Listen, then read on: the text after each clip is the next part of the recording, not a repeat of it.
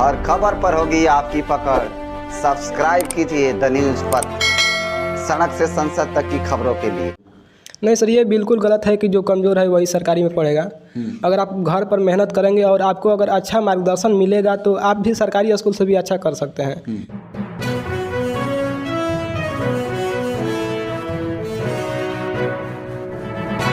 नमस्कार, the news पथ के साथ मैं नरेंद्र बसंत। स्वागत है एक बार फिर से आपका अपने चैनल में। दर्शकों, कई जिला टॉपरों के इंटरव्यू लेने के बाद आज हम बिहार से मिलने आए हैं। माफ़ कीजिए, न तो आपका कान खराब हुआ है और न ही हमारा जुबान खराब हुआ है। ये लड़का है, ये बिहार इसको हम बोल रहे हैं, और बिहार इसलिए बोल रहे हैं क्योंकि ये लड़का पूरे बिहार में तीसरा स्थान पर है, या यूँ कहें कि बिहार टॉप है। बाकी मिलते हैं। नाम बताइए छोटू। मेरा नाम संदीप कुमार है। कितने नंबर से अव्वल आए हैं आप बिहार में? मुझे 484 अंक मिले हैं। उम्मीद थी? सर, मुझे इतना ज़्यादा का उम्मीद नहीं था, लेकिन मुझे लगता था कि 94% आ जाएगा। कैसे ये सब हो गया? अब सर, इसका श्रेय मैं अपने फूफा जी को देना चाहूँगा, जिन्होंने मुझे मार्गदर्शन दिया, और मेरे पिता और मेरी माता का भी इसमें सहयोग रहा। और साथ ही मैं इसका श्रेय मैं अपने विद्यालय बलदेव उच्च विद्यालय दिनारा और अपने संस्थान अपेक्स स्टडी सेंटर दिनारा को देना चाहूँगा, जिनकी शिक्षकों की सहायता से मैं आज यहाँ तक पहुँचा हूँ। सबसे ज़्यादा किसका योगदान रहा आपकी सफलता में? मेरी सफलता में सबसे बड़ा योगदान मेरे फूफा जी का है, जो एक प्राथमिक शिक्षक हैं, और वे मुझे नियमित रूप से मार्गदर्शन दिया करते थे। जब लॉकडाउन की स्थिति आई थी तो उस समय भी वे अपना समय मुझ पर दिया करते थे और मेरी डाउट्स और क्वेश्चन को सॉल्व किया करते थे।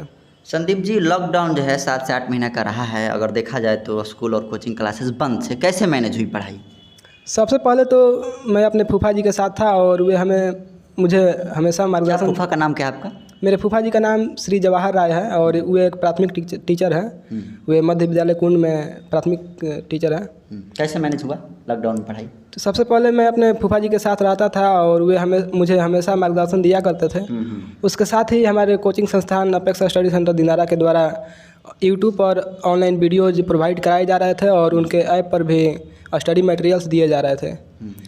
और मैं घर पर प्रतिदिन अपने फूफा जी के निरीक्षण में 2 से 3 घंटे पढ़ाई करता था। ऐसा कहा जाता है संदीप कि जिसको मोबाइल दिया जाता है, चाहे लड़का हो लड़की हो, बिगड़ जाता है सब। कहाँ तक इस पर आपका विचार है?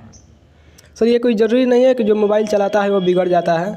सर, चलाने का अपना एक तरीका होता है, और अगर इसका सदुपयोग किया जाए मोबाइल का तो सर यह बहुत ही लाभदायक सिद्ध भी हो सकता है। ऑनलाइन क्लास की बात कर रहे हैं आप, टेक ही केवल पढ़ते थे कि कोई अन्य अच्छा चैनल्स यूट्यूब पर जिसे पढ़ा करते थे इसके अतिरिक्त? नहीं सर, अन्य यूट्यूब चैनल के पास जाने का नहीं मौका मिला, क्योंकि हमारे जो अपेक्स स्टडी सेंटर का जो यूट्यूब चैनल है उस पर वीडियोज मतलब काफ़ी मात्रा में प्रोवाइड कराए जा रहे थे, तो वो स्टडीज़ के लिए काफ़ी था। अपने शिक्षकों का नाम बताइए जो शिक्षक आपकी सफलता में भागीदारी लिए हैं।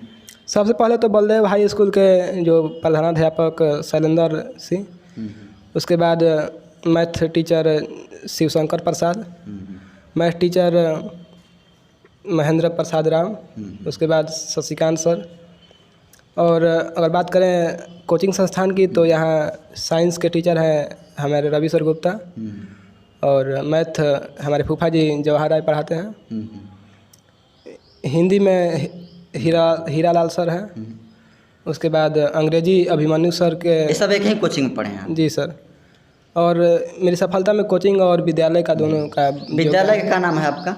मेरे विद्यालय का नाम बलदेव उच्च विद्यालय दिनारा है। प्राइवेट है कि सरकारी है? सरकारी है। सरकारी है। संदीप जी, एक सवाल आपसे पूछेंगे। जी सर। ऐसा कहा जाता है कि सरकारी स्कूल में वही पढ़ता है जो कमज़ोर होता है। ऐसा हम नहीं कहते हैं, ऐसा लोग कहता है। सही कहता है या गलत कहता है लोग? नहीं सर, ये बिल्कुल गलत है कि जो कमज़ोर है वही सरकारी में पढ़ेगा।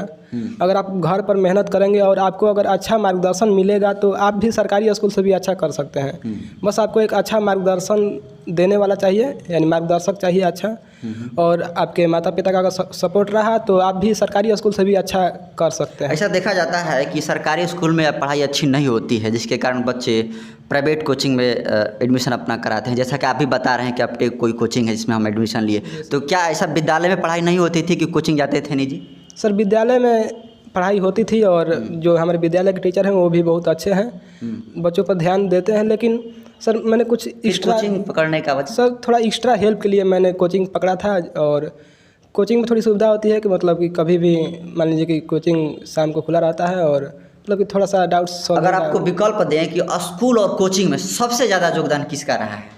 तो सबसे ज़्यादा योगदान मेरा स्कूल का रहा है, बलदेव उच्च विद्यालय दिनारा का। और जो उन स्कूल के टीचर्स हैं वो मुझे और सभी बच्चों को काफ़ी हेल्प किया करते हैं। और लॉकडाउन के बाद जो मार्गदर्शन कोर्स चला, क्रैश कोर्स चला, डिजिटल कोर्स चला, वो उससे हमें काफ़ी सहायता मिली। क्या टारगेट है आपका?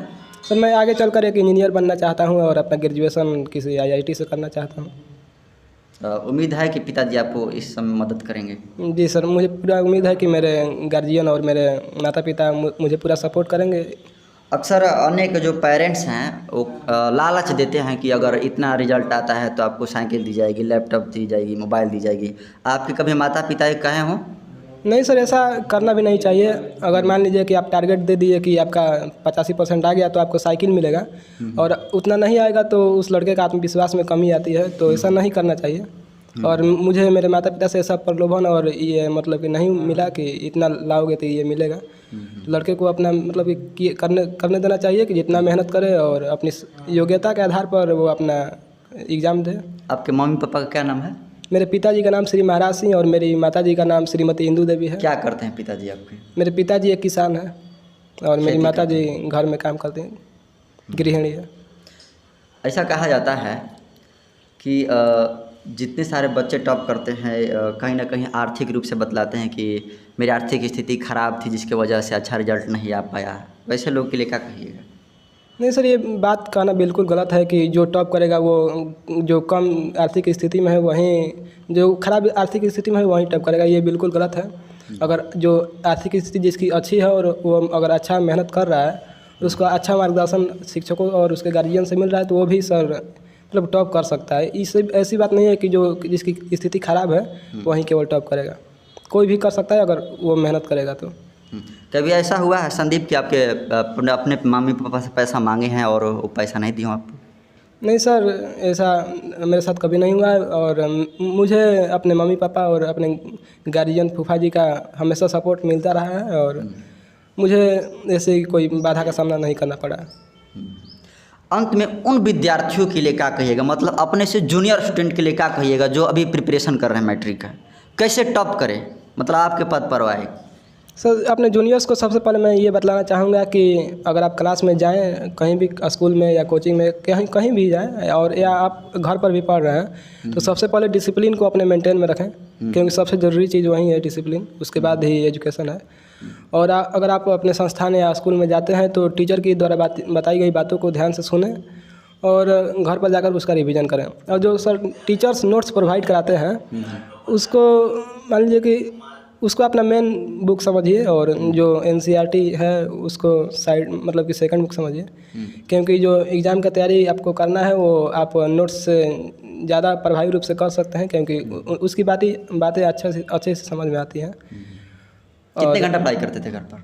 मैं घर पर प्रतिदिन 4 से 5 घंटा तक पढ़ाई करता था और लॉकडाउन में 2 से 3 घंटा मेरा प्रतिदिन का रूटीन था। आप अपना आदर्श किसे मानते हैं, ग्रेट पर्सन की अगर बात करें तो? मैं अपना आदर्श अपने पिताजी को मानता हूँ और जब मैं देखता था कि वो इतनी मेहनत कर रहे हैं मेरे लिए तो मैंने सोचा कि मुझे भी कुछ मेहनत करना चाहिए ताकि उनको लगे कि उनका मेहनत जो है मतलब कि वो कहीं व्यर्थ नहीं जा रहा है। माता पिता के अतिरिक्त कोई ऐसा ऐतिहासिक पुरुष के बारे में जिसे आप अपना आदर्श मानते हो? सर मेरे लिए आदर्श मेरे फूफा जी हैं, जिन्होंने सदा ही मेरी सहायता की है, मुझे मार्गदर्शन। महान व्यक्ति में कह रहे हैं जैसे महात्मा गांधी हो गया, भगत सिंह हो गया, ऐसे विचारों वाले व्यक्ति में आप किसे फॉलो करते हैं? सर मैं महात्मा गांधी को फॉलो करता हूँ। क्या ऐसा? महात्मा गांधी को तो लोग गाली देता है।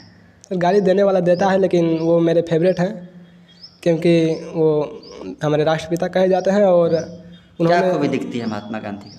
महात्मा गांधी में सबसे बड़ी खूबी दिखती है कि वो तो एक अच्छे वकील थे और कहीं भी वो अपना जाकर गुजारा कर सकते थे एक वकील के रूप में, लेकिन उन्होंने सभी सुख को त्याग कर एक मतलब कि स्वतंत्रता आंदोलन में कूदे और भारत को स्वतंत्रता दिलाई और कठिन परिस्थितियों में रहे, जबकि उनके पास ऑप्शन था कि वो एक अच्छे वकील के रूप में किसी भी दूसरे देश में या भारत में भी एक अच्छी ज़िंदगी जी सकते थे। लेकिन वो एक मतलब कि आज़ादी के लिए या कहें तो दूसरों के लिए एक लो क्वालिटी की ज़िंदगी जिए और वो सुख सुविधा नहीं ले पाए और अपना पूरा मतलब कि योगदान दिए देश की सहायता में, स्वतंत्रता में। तो इसीलिए वो मेरे फेवरेट है। संदीप, आप किस जाति से आते हैं? सर जाति तो मायने नहीं रखता है इस सब शिक्षा के क्षेत्र में, लेकिन मैं कुर्मी जाति से बिलोंग करता हूँ। कुर्मी जाति से, हाँ, मेरा पूछने का उद्देश्य। अब दर्शकों, जैसा कि आपको बता देता हूं कि जब संदीप बिहार टॉप किए थे तो फेसबुक पर हमने भी देखा था कि लोग ये बता रहे थे कि कुशवाहा समुदाय के हैं, और अभी संदीप कह रहे हैं कि कुर्मी जाति से। और जनरली ये कह रहे हैं संदीप कि टैलेंट में जाति का कोई मायने नहीं होता है और मेरे हिसाब से भी नहीं होना चाहिए, लेकिन जाति पूछने का मेरा वजह यही है ताकि डिक्लेयर कर दे कि संदीप जो है कुशवाहा समाज से नहीं बल्कि कुर्मी समुदाय से आते हैं। सही है ना? जी सर, सही है।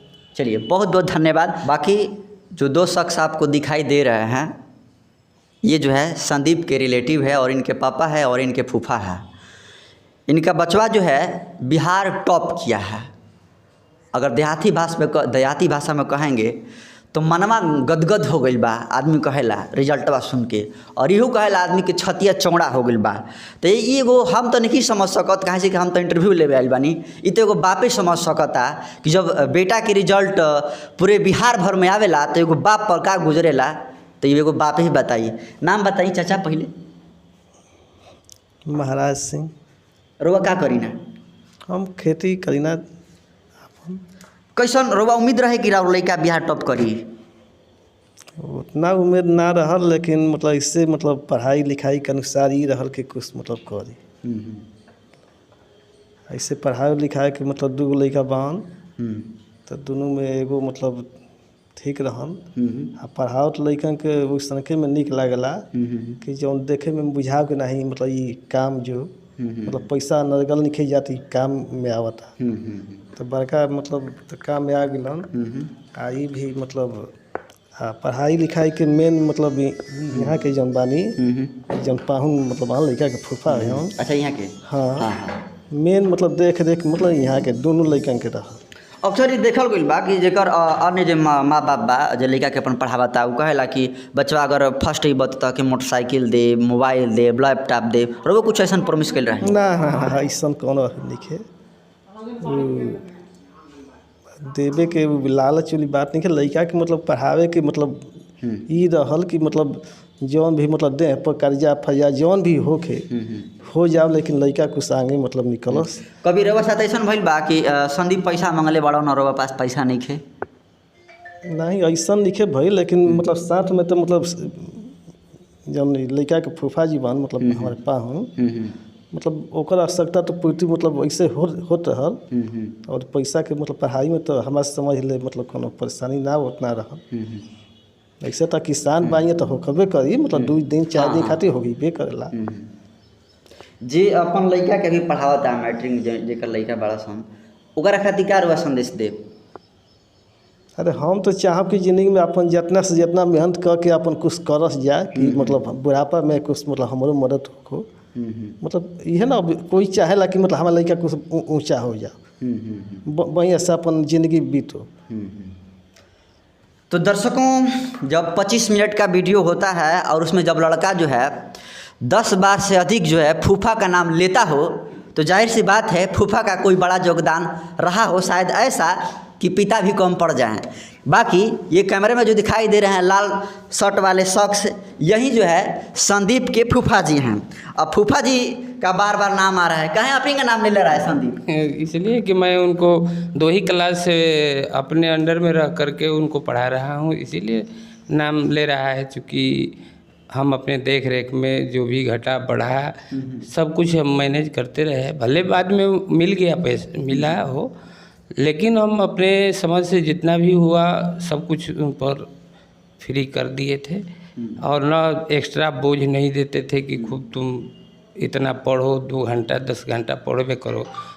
हमारा इस तरह का प्रेशर नहीं था। बढ़िया से पढ़ो, जितना इच्छा करता है उतना ही पढ़ो, और उसके बाद आराम से जो भी इंटरटेनमेंट करना है करिए, फिल्म देखना है देख लीजिए, और अपने हिसाब से पढ़ना है। जो भी नहीं आता है तो पूछना है, हम ये हैं। इसके अलावा कोचिंग जहाँ हम पढ़ाते हैं। आप ही पढ़ाते हैं? हाँ, 2 पीरियड कोचिंग में लेते हैं, तो वहाँ इनको हम इनरोलमेंट कराइए देते हैं। कहाँ कोचिंग है और कोचिंग का नाम क्या है? में है, अपेक्स स्टडी सेंटर है। अच्छा। उसी में 2 क्लास हम लेते हैं, मैथ का क्लास लेते हैं। और आप किस स्कूल में पढ़ाते हैं? हम मध्य विद्यालय कुंड में पढ़ाते हैं। आपको विश्वास था कि संदीप जो है बिहार लेवल तक जाएगा? एकदम बिल्कुल। हमको जैसे ही परीक्षा देकर आया तो ये हमको कंफर्म था कि टॉप 10 में रहेगा, 93-94 प्लस रहेगा, क्योंकि इनका 15 टेस्ट हमने लिया था। 15 में 96% ओवरऑल 96% आया था। तो आप एक शिक्षक भी हैं और संदीप को आप मार्गदर्शन भी दिए हैं, तो एक शिक्षक को कैसे मार्गदर्शन देना चाहिए ताकि वो संदीप का जगह ले ले? शिक्षक होने के नाते मैं यह ज़रूर कहूँगा कि जब भी कोचिंग स्कूल में पढ़े तो वह अनुशासन में पढ़े, गुरु के बताए हुए बातों को ध्यानपूर्वक सुने, और उसका जितना एक दिन में पढ़ाई होता है आकर कर घर पर रिवीजन करे, और परीक्षा में जब बैठे तो नोट्स में जो दिया गया है उसके अलावे कुछ अपने अनुभव को भी शेयर करे, ताकि वह बेस्ट से बेस्ट प्राप्तांक प्राप्त कर सके। क्योंकि आप शिक्षक हैं इसलिए आपसे ही सवाल होना चाहिए। अक्सर ये भी होता है कि जो बच्चा आर्थिक तंगी से गुजर रहा है और उसको कोचिंग फीस देने के लिए पैसा नहीं है, तो ऐसे भी शिक्षक हैं जो कि बिना पैसा लिए बच्चों को घुसने नहीं देते हैं कोचिंग में और बाहर निकाल देते हैं। वैसे शिक्षकों के लिए क्या कहिएगा? वैसे शिक्षकों को हम ये कहेंगे कि जो कमज़ोर वर्ग के हैं बिल्कुल वह उसको निःशुल्क शिक्षा दीजिए। जैसा कि हम लोगों का सेंटर अपेक्स, उसमें कम से कम 30-40 बच्चे ऐसे भी हैं जो एकदम गरीब परिवार से हैं, उनको पैसा नहीं लगता है, बिल्कुल फ्री है। अंत में आपका नाम जानना चाहिए। मेरा नाम जवाहर राय है और मैं मध्य विद्यालय कुंड में पदस्थापित हूँ। तो दर्शकों, जैसा कि देखा कि संदीप के सफलता के पीछे इन सारे शख्सों का जो है रोल बहुत बड़ी भूमिका रही है। इसके साथ जो है माताजी को भी नज़रअंदाज नहीं किया जा सकता है। तो सवाल हमसे भी पूछेंगे कि इनकी माताजी कहाँ है। तो जब हम दिनारा में आए तो दिनारा प्रखंड में संदीप से मुलाकात हुई, इसीलिए देख सकते हैं कि ये एक आंगनबाड़ी केंद्र है, कोई जगह नहीं मिला, इसीलिए हमको ये सुरक्षित जगह मिला और इसी में इनका इंटरव्यू लिए। बाकी धन्यवाद।